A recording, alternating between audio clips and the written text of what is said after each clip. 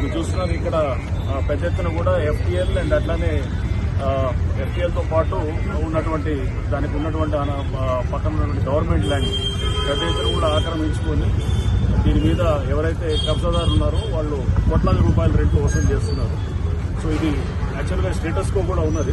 Status quo ఉన్నా కానీ కూడా వీళ్ళు ఎక్కడికక్కడ షెడ్లు మీరు చూశారు, చాలా షెడ్లు వేసి దాని నుంచి పెద్ద ఎత్తున కూడా చేస్తూ ఇల్లు వెళ్తున్నారు.